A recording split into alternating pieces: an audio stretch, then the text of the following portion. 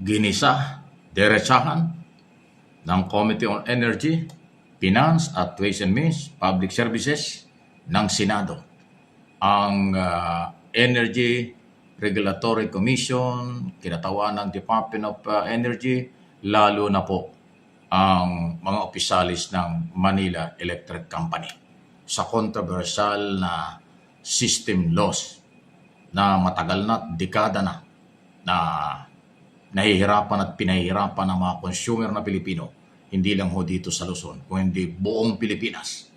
Pakinggan po ninyo itong pagsalita ng chairman ng komite, Senador Tulfo, dahil nga ho sa mainit na isyong ito. Matapos nga hong ipag-utos ng Pangulong tanggalin na ang system loss dahil kawawa ang consumer sa elektrisidad.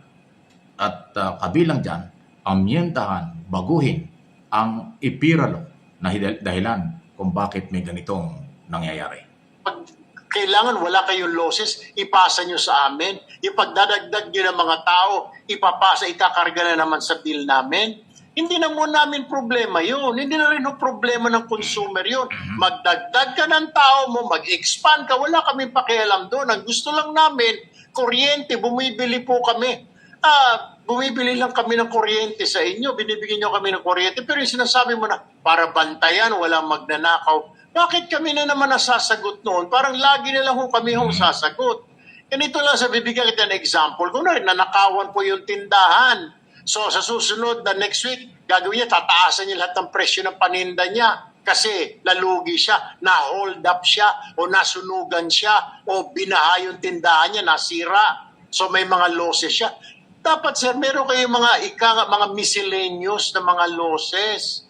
Dapat ready po kayo, mga distribution utilities, ready po kayo, mga electric cooperative. Yeah. Hindi yun po pwede. Ayaw magkaroon ng losses, huwag ka, lumipat ka na ng negosyo. That's what my point is. That's what the people are saying right now. Bakit kami lagi? Kayo, wala na ba kayong sasagutin na losses? Puro na lang sa tao, pass on, puro pass on.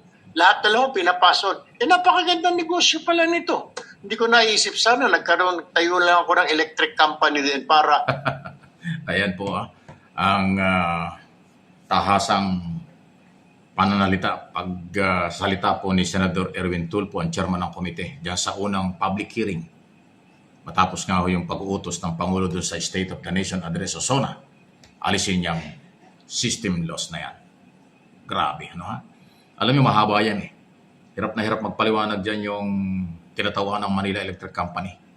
At pati yung chairman ng ARC, Energy Regulatory Commission, nahirapan din sagutin kasi parang ginajustify pa na party, normal lang daw yun, parang party talaga yun ng sistema. Hindi nga pwede yun.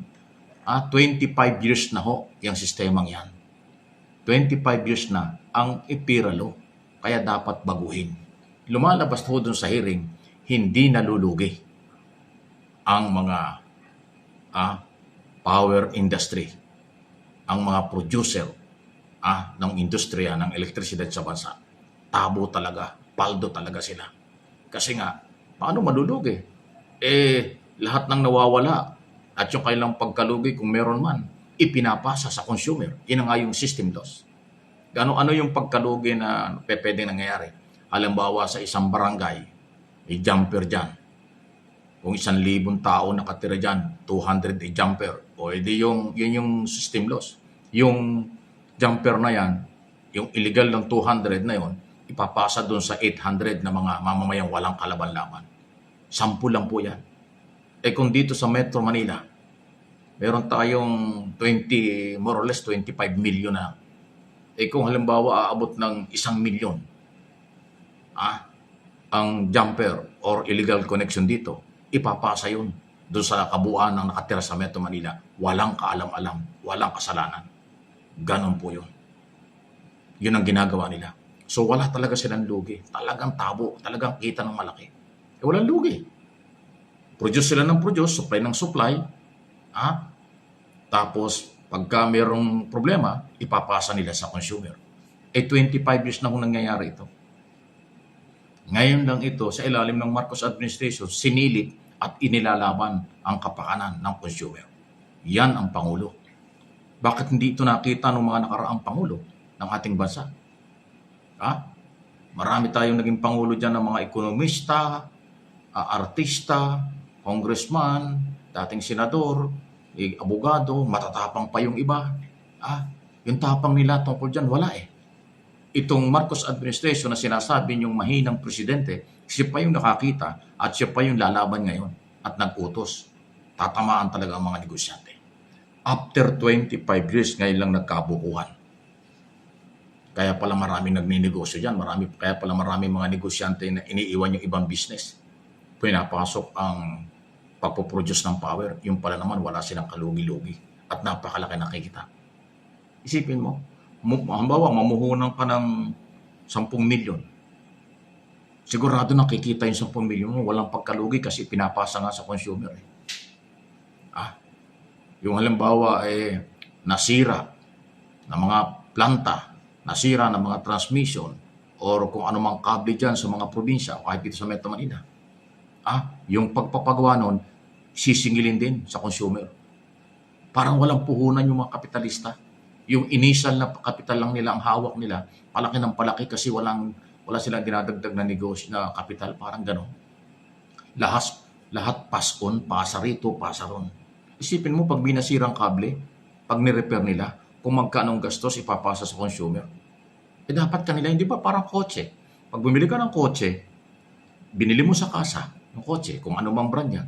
Pagkatapos mong bayaran niya, wala nang pakialam yung may-ari ng yung kasa. Paglabas ng kasa yan, after 1 week, nasira yung gulong, kung ano man nasira dyan. Di ba?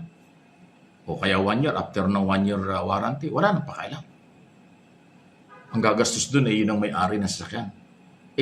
Dito pala sa power industry, ito palang negosyong ito, parang habang panahon, habang buhay. Ang kanilang gastos sa maintenance ng mga nasisira at mga ninanakaw na power o supply, yung kurente na tinatawag, yung mga jumper, illegal connection at kung ano-ano, yung pala ipinapasa sa kapitbahay. Pinapasa.